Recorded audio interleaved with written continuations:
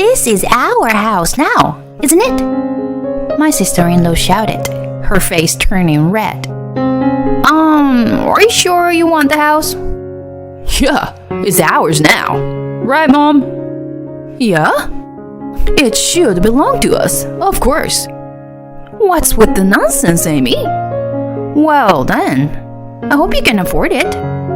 Afford what? I mean, the entire mortgage. Make sure to pay that off, okay? With a smile, I threw those words at my in-laws. The three of them looked stunned and speechless in front of me. I can already see what's gonna come to them next. A great downfall. My name is Amy, a 36-year-old editor. It has been 5 years since I married Curtis. Curtis and I were classmates in college, but we didn't date back then. However, we started meeting again after reuniting at a friend's wedding. Up until then, he was just a friendly male friend to me. But when we met again, Curtis had become a cool and experienced working professional. He was gentle and thoughtful, and looked way more mature than other guys around me.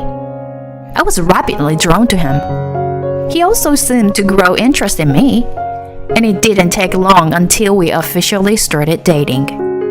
Our relationship progressed smoothly, and a few years later, we decided to get married. When we announced our marriage, everyone around us was surprised, and they never expected me to be dating Curtis. Life after marriage was incredibly enjoyable and blissful.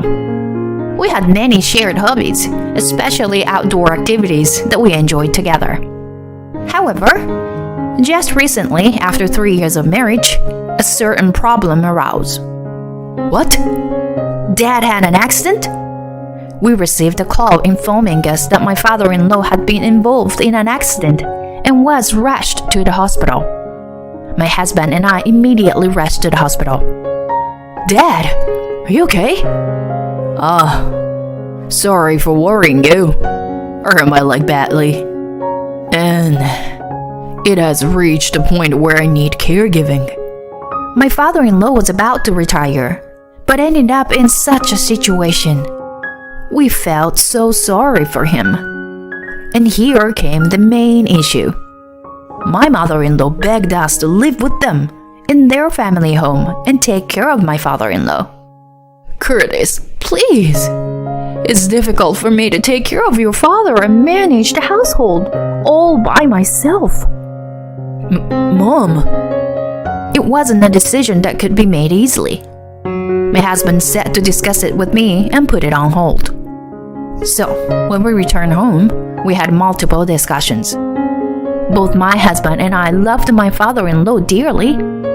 He was the kind of person who makes us feel incredibly happy just by being around him. I thought my husband resembled his father. On the other hand, my mother-in-law had some peculiarities. She could be extremely kind to people she liked, but quite cold towards others. That's why I worried that I might have some unpleasant experiences with my mother-in-law. My husband had some concerns about that as well. Mom had some strong discriminatory tendencies. But it's true that she can't take care of Dad and manage the house all by herself. After much deliberation, we decided to move to my in-laws' house. Really? Thank you. It's a great relief. I'm really sorry for burdening you, son. No, Dad. I want both you and Mom to be comfortable. Both of my in-laws seemed genuinely happy about it. Shortly after, we moved into my in-laws' house. However, as expected, a problem arose. It was an astonishing behavior from my mother-in-law. Not only did she ask us to take care of her husband, but she also burdened us with all the household chores. She would go out for tea with her friends or attend our hobbies while leaving everything to us. Honestly, I was exasperated by my mother-in-law's actions, but I couldn't let my father-in-law suffer. My husband and I worked together, taking care of my father-in-law's needs and managing the household. and we even renovated the house to make it more comfortable for my father-in-law. The house feels like brand new. It's so comfortable. My mother-in-law was extremely proud, even though she hadn't contributed much. Since my father-in-law usually relied on a wheelchair, I can move around so easily now. I'm truly grateful. just seeing my father-in-law's smile made my husband and me feel that the renovation was worth it. After that, we continued with our daily routines. Then, one day, my father-in-law said something to us. Thank you both so much for everything. Isn't Amy's birthday coming up soon? As a thank you, I ordered something nice online. Hope you like it. Huh? Really? You didn't need to. But thank you. With a smile, my father-in-law said that, and I was excited and looking forward to it. A few days later, a package arrived addressed to me. To my surprise, it was a high-end handbag. You are always there for me. And also take care of all the household matters, Amy. And on top of that, the renovation. I can't thank you enough. So, please accept my appreciation. No need to hesitate. Thank you so much. I'll take good care of it for sure. Hey, Dad. If you give such nice things, I'll become relevant. My husband said that while scratching his head and laughing. My father-in-law and I laughed at him in that way. But this gift changed the situation even worse with my mother-in-law. Amy, aren't you seducing my husband, are you? My mother-in-law suddenly made such remarks. Huh? What are you talking about? That's crazy. So you say. You have a cunning side to you. Aren't you deceiving Curtis and trying to manipulate my husband to destroy this family? What? What on earth are you talking about? I'm saying that you were after the assets of this house or my husband's inheritance. Why? Why would you say something so terrible? That's disrespectful to your husband too. Please, stop it. You are annoying. If you get too carried away, I'll kick you out. My mother-in-law's anger was unreasonable. She must have been jealous seeing me being treated well.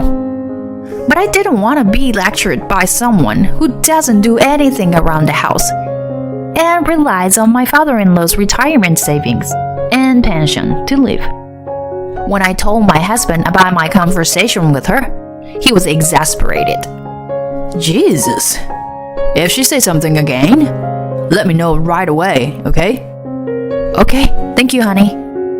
I was grateful that my husband supported me. However, from that point on, my mother-in-law started bullying me even harder. You know, I lose my appetite when the food is this bad. Amy, you should improve your cooking skills more.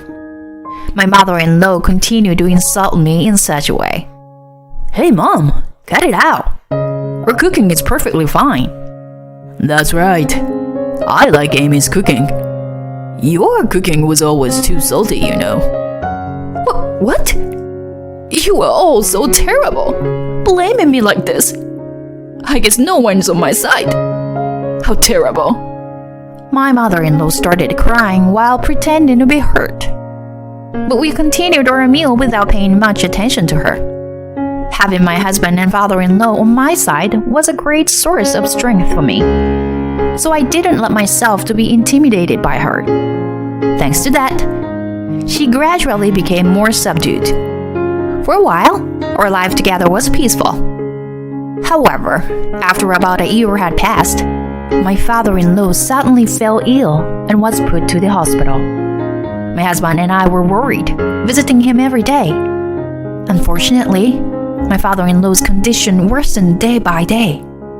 My mother-in-law didn't bother coming to visit, claiming it was too troublesome. And then she made a surprising statement. From today, I'll be living with Evan. Evan is my husband's older brother. He's married and lives with his spouse. According to my husband, my mother-in-law dotes on him. Evan has graduated from top-tier university, and that's why she treats him better than my husband. When I told them about the mistreatment I've received here, they told me to live with them. So, I'm saying goodbye to you all. My mother-in-law packed her belongings with a triumphant expression. But for us, it was more like, please feel free to leave. With my mother-in-law gone, my husband and I found life easier.